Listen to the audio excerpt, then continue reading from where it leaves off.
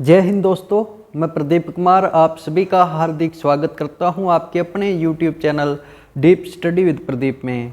और एचटेट के लिए हमने साइकोलॉजी क्लासेस शुरू की थी, जिसमें हमने कल पढ़ा था ब्रोनफेन-ब्रेनर का परिस्थितिपरक सिद्धांत। और आपको बताया था कि हर टॉपिक की 2 वीडियोज़ रहेंगी, एक में फुल डिटेल में पढ़ेंगे और दूसरी उसकी रहेगी प्रश्नों की वीडियो। जो एचटेट में आने लायक उस टॉपिक से प्रश्न बनते हैं, सिर्फ उन प्रश्नों को ही हम करेंगे दूसरी वीडियो में, जो दोहराई वाली वीडियो होगी। तो आज की अपनी दोहराई वाली वीडियो है और चलिए शुरू करते हैं बिना टाइम वेस्ट किए हुए। और अभी तक आपने अगर हमारा चैनल सब्सक्राइब नहीं किया है तो चैनल को सब्सक्राइब ज़रूर करें। सबसे पहला प्रश्न तो यही बन जाता है कि परिस्थितिपरक सिद्धांत किनके द्वारा दिया गया है। तो वो ब्रोनफेन-ब्रेनर के द्वारा दिया गया है। कौन सा सिद्धांत? इकोलॉजिकल थ्योरी, यानी कि परिस्थितिपरक सिद्धांत। इसी का दूसरा नाम रहेगा, या फिर वर्तमान में इससे किस नाम से जाना जाता है, तो जैव पारिस्थितिकी मॉडल, यानी कि बायो इकोलॉजिकल मॉडल इसका दूसरा नाम रहेगा। और इसी पर एक और मनोवैज्ञानिक है इनके साथ, ब्रोनफेन-ब्रेनर के साथ, वो है इवांस, जिन्होंने इनका साथ दिया था या फिर इस मॉडल या सिद्धांत पर काम किया था। और यह सिद्धांत जो है वो सामाजिक संदर्भ में सिद्धांत है। बच्चे का विकास जो है ऐसे वातावरण में होता है, ऐसे लोगों के बीच में होता है जो उसके विकास को प्रभावित करता है। उसकी अंतःक्रियाएं ऐसे लोगों के साथ होती है जो उसके विकास को प्रभावित करता है। तो ब्रोनफेन-ब्रेनर ने अपने सिद्धांत के अंदर 5 तंत्र या फिर सत्र हम कह सकते हैं, 5 तंत्र हम बोल सकते हैं, वो दिए हैं इस सिद्धांत के। कौन कौन से हैं याद करेंगे तो सी, ई और सी, ये 5 है। इनको लाइन वाइज याद करने हैं। सबसे पहला है माइक्रो तंत्र, यानी कि माइक्रो सिस्टम। दूसरा है मेजो सिस्टम। तीसरा है एक्जो सिस्टम। चौथा है मैक्रो सिस्टम और पांचवा है क्रोमो सिस्टम।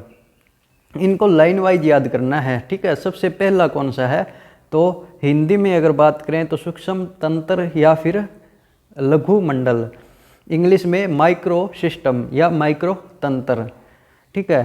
दूसरा कौन सा है, मेजो सिस्टम, यानी कि मध्य मंडल। तीसरा है अपने एक्जो सिस्टम, यानी कि बाह्य मंडल। चौथा है वृहत मंडल, यानी कि मैक्रो सिस्टम। और पांचवा है क्रोमो सिस्टम, घटक मंडल या फिर समय तंत्र भी इसको बोल देते हैं। तो आज तक जो है इसमें से प्रश्न आए थे कि कौन से सिद्धांत में किससे संबंधित है। उदाहरण दिए जाते हैं जैसे कि परिवार, फ्रेंड, अध्यापक, ये कौन से तंत्र के अंतर्गत आते हैं या फिर किस तंत्र से इनका संबंध है। ऐसे प्रश्न ही आए हुए हैं पीछे के प्रीवियस एग्जाम में अगर हम देखें तो, और आगे भी ऐसे ही प्रश्न आने की संभावना है। तो शुरू करते हैं। और एक 2022 के पीजीटी के अंदर आया था प्रश्न इसी का ही कि इनमें से कौन सा तंत्र जो है वो नहीं दिया है ब्रोनफेन-ब्रेनर ने। तो आपको ये 5 याद रहेंगे, तो जो तंत्र या फिर जो भी अन्य नाम रहेगा इन 5 के अलावा, तो वो उसका आंसर रहेगा। जैसे कि उसमें माइनर तंत्र था, एक माइनर सिस्टम एक ऑप्शन था, तो वो जो है माइनर सिस्टम जो है ब्रोनफेन-ब्रेनर ने अपने सिद्धांत में नहीं दिया है, तो उसका आंसर वो राइट रहेगा, ठीक है। तो सबसे पहले है सूक्ष्म तंत्र या फिर लघु तंत्र। इसमें क्या होता है, इसमें बच्चा जो है जिससे डायरेक्ट जुड़ाव होता है, इसके अंदर डायरेक्ट जुड़ा रहता है, जिनसे डायरेक्ट संबंध होते हैं। जैसे कि बच्चा या फिर हम खुद का अगर उदाहरण लें तो हम खुद किससे डायरेक्ट जुड़े रहते हैं, अपने परिवार से। परिवार में जैसे माता पिता, भाई बहन, दादा दादी, नाना नानी, उनसे हम डायरेक्ट जुड़े होते हैं। परिवार, पड़ोसी, ठीक है, पड़ोसियों से हम डायरेक्ट जुड़े रहते हैं। अध्यापक से, स्कूल से, ठीक है, ये सारी चीज़ें जो है अपने डायरेक्ट जुड़ी रहते हैं, जिनसे वो आएगी अपने सूक्ष्म तंत्र में, यानी कि माइक्रो तंत्र में या फिर माइक्रो सिस्टम में। दूसरा है मेजो सिस्टम या फिर मध्य मंडल, जिसको हम हिंदी में बोलेंगे मध्य मंडल और मेजो सिस्टम। इंग्लिश में अगर हम बात करें, ज़्यादातर जो है इंग्लिश वाला वर्जन ही मेजो सिस्टम लिखकर हिंदी के अंदर मेजो, ऐसे हिंदी में ही मेजो लिखकर मीजोतंत्र लिखकर आ जाता है, तो मध्य मंडल की बजाय मीजो सिस्टम या फिर मीजोतंत्र ही याद करें तो ज़्यादा बेटर रहेगा। अब मीजो सिस्टम में क्या होता है, माइक्रो सिस्टम के दो लोग जब मिल जाएं, माइक्रो सिस्टम के दो लोग जब मिल जाएं तो वो किसके अंतर्गत आते हैं, वो मीजो सिस्टम में आते हैं। जैसे कि माइक्रो सिस्टम के दो लोग कैसे, माइक्रो सिस्टम कौन से थे, माइक्रो सिस्टम के अंदर एक तो डायरेक्ट जुड़े रहते हैं हम जिनसे, ठीक है, जैसे कि मैं डायरेक्ट जुड़ा हूँ अपने माता पिता से, दूसरा मैं डायरेक्ट जुड़ा हूँ अपने अध्यापक से। तो मान लीजिए कोई भी मीटिंग होती है स्कूल के अंदर, तो मैं डायरेक्ट जुड़ा था अपने अध्यापकों से, और माता पिता गए स्कूल के अंदर कोई मीटिंग के अंदर, जैसे पेरेंट्स टीचर मीटिंग होती है पीटीएम, तो माता पिता से मैं जुड़ा हूँ और इधर अध्यापक से डायरेक्ट जुड़ा हूँ। एक तो अध्यापक हो गया माइक्रो सिस्टम का एक और दूसरा हो गया अपने माता पिता। तो ये दो लोग जब जुड़े ना आपस में, वो आएंगे मीजो सिस्टम के अंतर्गत। जैसे छुट्टियाँ होती है गर्मियों की, तो बुआ या फिर मामा के लड़के यहाँ पर आते हैं, तो मैं मामा के लड़के से डायरेक्ट जुड़ा हुआ हूँ और जुड़ा हुआ हूँ अपने पड़ोसियों के साथ। यानी कि अगर घर में खेलने आएंगे, मामा के लड़का भी खेल रहा है, इधर पड़ोसियों का लड़का आ गया, तो मैं डायरेक्ट जुड़ा हूँ मामा के लड़के से और डायरेक्ट जुड़ा हूँ पड़ोसियों के लड़के से। अब ये दोनों जब जुड़ गए आपस में, मतलब अंतः क्रिया करते हैं, आपस में घुल मिल जाते हैं, खेलते हैं, बातें करते हैं, तो ये दोनों जब आपस में मिल जाएं, ये दोनों किस में आएंगे फिर, ये आएंगे मीजो सिस्टम के अंदर, यानी कि मध्य मंडल के अंतर्गत आते हैं ये। तीसरा है एक्सो सिस्टम, बाह्य मंडल। और बाह्य मंडल में क्या क्या आता है, बाह्य मंडल में आता है माता पिता का कार्यस्थल। ये भी एचटेट के प्रीवियस ईयर में आया हुआ है प्रश्न कि माता पिता का कार्यस्थल किस तंत्र के अंतर्गत आता है, ब्रॉन फेन ब्रेनर के सिद्धांत में।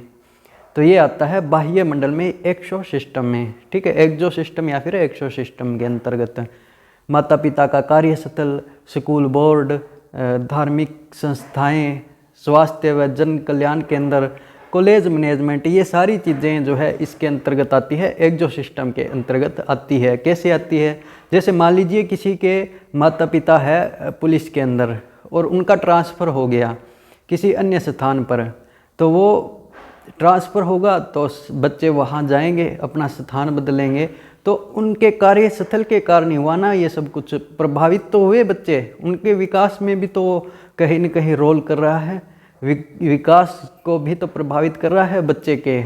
तो इसमें डायरेक्ट इन्वॉल्व नहीं होता, यानी कि प्रत्यक्ष रूप से प्रभाव नहीं पड़ता बच्चे के ऊपर, यानी कि बच्चा जो है वो इसके अंदर प्रत्यक्ष रूप से शामिल नहीं होता है, अप्रत्यक्ष प्रभाव पड़ता है बच्चे पर।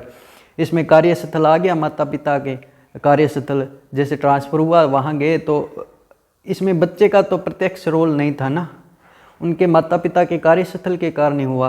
तो ये आएंगे एक्सो सिस्टम में, यानी कि बाह्य मंडल में। जैसे स्कूल, बच्चा तो स्कूल से जुड़ा हुआ है, स्कूल बोर्ड, स्कूल बोर्ड किस में आएगा, तो स्कूल बोर्ड आ जाएगा एक्सो सिस्टम में, डायरेक्ट तो नहीं जुड़ा हुआ ना बोर्ड से। अब जैसे मैंने 10th क्लास की थी, तब उस समय सेमेस्टर सिस्टम थे, यानी कि इस साल में 2 बार एग्ज़ाम होते थे 10th के।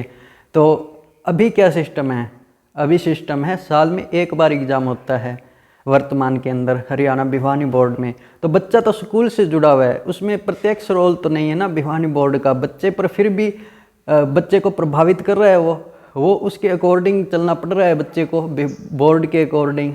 तो ये जो है प्रत्यक्ष रूप से बच्चे को प्रभावित नहीं करता है। ये सारी चीज़ें आती है अपने एक्सो सिस्टम में, बाह्य मंडल में, जैसे कि माता पिता का कार्यस्थल और धार्मिक संस्थाएं, आर्थिक स्थिति भी इसी के अंदर आती है। मीडिया का भी रोल इसमें ही आएगा, ठीक है, मीडिया, माता पिता का कार्यस्थल, बच्चे की आर्थिक स्थिति, परिवार की आर्थिक स्थिति, उसके बाद स्वास्थ्य एवं जन कल्याण केंद्र, स्कूल बोर्ड, कॉलेज मैनेजमेंट, ये सारी बाह्य मंडल के अंतर्गत आती है। और इसके बाद है वृहत मंडल, जिसको हम बोलते हैं मैक्रो सिस्टम। अब 5 इसके सत्र है, तो 5 सत्र है। अगर पूछा जाए कि पहला सत्र कौन सा है, ब्रॉन फेन ब्रेनर के सिद्धांत का पहला और भीतरी सत्र या फिर निचला सत्र कौन सा है, तो वो रहेगा माइक्रो सिस्टम। और अगर बाहरी पूछ ले, सबसे बाहरी वाला, तो लगभग जो है घटक मंडल, लास्ट वाला कौन सा है, घटक मंडल है, तो लगभग यही आंसर देंगे सभी। लेकिन ये आंसर गलत हो जाएगा, बल्कि चौथा जो है ना वृहत मंडल यानी कि मैक्रो सिस्टम। माइक्रो का ऑपोजिट मैक्रो, माइक्रो मैक्रो। तो मैक्रो जो है वो है सबसे बाहरी सतह।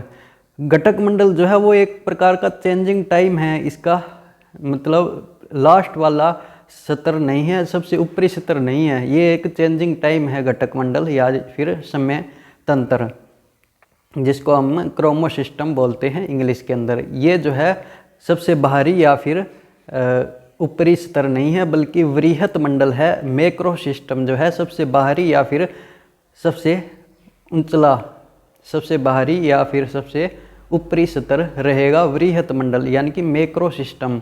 अब इसके अंतर्गत क्या क्या चीज़ें आती है? इसके अंतर्गत आती हैं सामाजिक प्रथाएं, अपनी संस्कृति यानी कि कल्चर, प्रथाएं, देश के कानून या फिर नियम, ये सारी चीज़ें इसके अंतर्गत आती है। नैतिकता, वैल्यू, अपनी जो भी ये चीज़ें हैं ये आएंगी उसके अंदर वृहत मंडल यानी कि बाह्य मंडल के अंतर्गत आती है। अब देश के कानून है या फिर नियम हैं, जैसे कि बच्चे को एक लेफ़्ट साइड में ही चलना है सड़क के ऊपर, तो ये जो है बच्चे को प्रभावित करते हैं नियम, उन्हीं के अकॉर्डिंग चलता है, बच्चे को प्रभावित कर रहे हैं देश के नियम या फिर कानून। तो ये किसके अंतर्गत आते हैं? ये आते हैं मैक्रो सिस्टम के अंतर्गत यानी कि बाह्य मंडल में आते हैं ये सारी चीज़ें।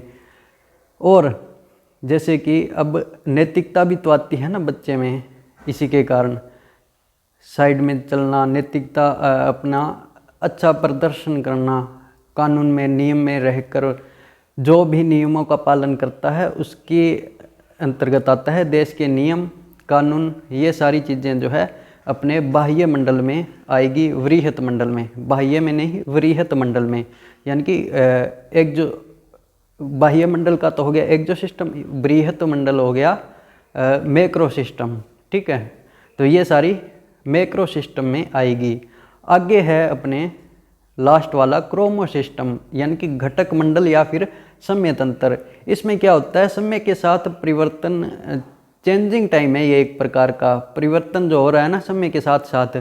जैसे स्मार्टफोन यूज़ आ गया, अभी हरियाणा गवर्नमेंट क्या कर रही है, स्कूल में टैब दे रही है बच्चों को पढ़ने के लिए, तो ये एक चेंजिंग टाइम आ रहा है। जो नई टेक्नोलॉजी आ रही है ये सारी चीज़ें जो है इसमें आएगी, क्रोमो सिस्टम में आएगी, घटक मंडल या फिर समय तंत्र में आएगी। कौन सी न्यू टेक्नोलॉजी जो भी आ रही है, समय के साथ जो परिवर्तन आ रहे हैं, नई नई चीज़ें आ रही है, वो सारी इसमें आएगी क्रोमो सिस्टम के अंतर्गत।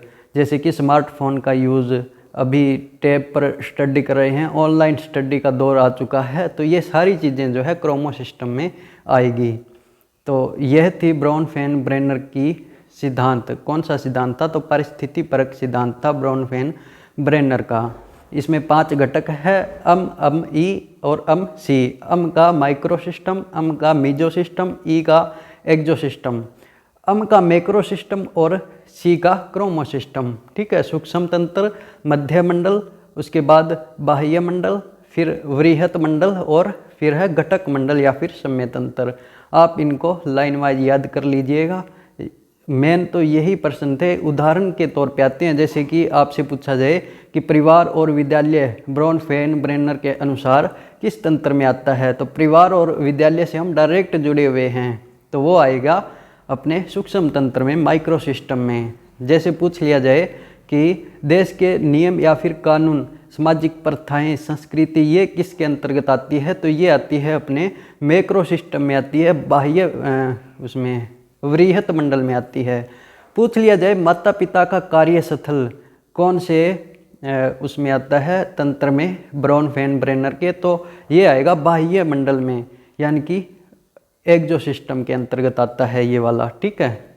और अगर पूछ लिया जाए कि माता पिता, अध्यापक, मित्र, ये सारे किस तंत्र से जुड़े हुए हैं, तो ये आएंगे अपने सूक्ष्म तंत्र में, माइक्रो तंत्र में। अगर पूछ लिया जाए 4 ऑप्शन दे, जैसे कि micro system, meso system, minor system और एक्जो सिस्टम, तो इनमें से कौन सा ब्राउन फैन ब्रेनर के सिद्धांत के अनुसार कौन सा तंत्र नहीं दिया हुआ है, तो माइक्रो भी दिया हुआ है, मीजो भी दिया हुआ है और एक्जो भी दिया हुआ है। Exo system, micro system, meso system, ये तीनों दिए हुए हैं और माइनर सिस्टम जो है ये नहीं दिया हुआ है। तो ये पांचों जो है आपको याद रखने हैं। अम सी ऐसे याद कर लीजिएगा, अम सी। माइक्रो सिस्टम, मीजो सिस्टम और ई, सी नहीं ई, तो एक्जो सिस्टम। और अम सी, तो अम का मैक्रो सिस्टम और सी का क्रोमो सिस्टम। इन पांचों को याद कर लीजिएगा। और इसकी फुल डिटेल से वीडियो जो है, इससे पहली वाली वीडियो उसको आप देख सकते हैं, उसमें आपको डिटेल से बताया गया है। इसमें सिर्फ हमने इसकी दोहराई की है और इसमें से जो प्रश्न बनते हैं वो किए हैं। मिलते हैं एक नई वीडियो के साथ, एक नए टॉपिक के साथ बहुत जल्द। तब तक के लिए थैंक यू। जय हिंद, जय भारत। और वीडियो को ज़्यादा से ज़्यादा शेयर ज़रूर करें। Thank you. जय हिंद, जय भारत।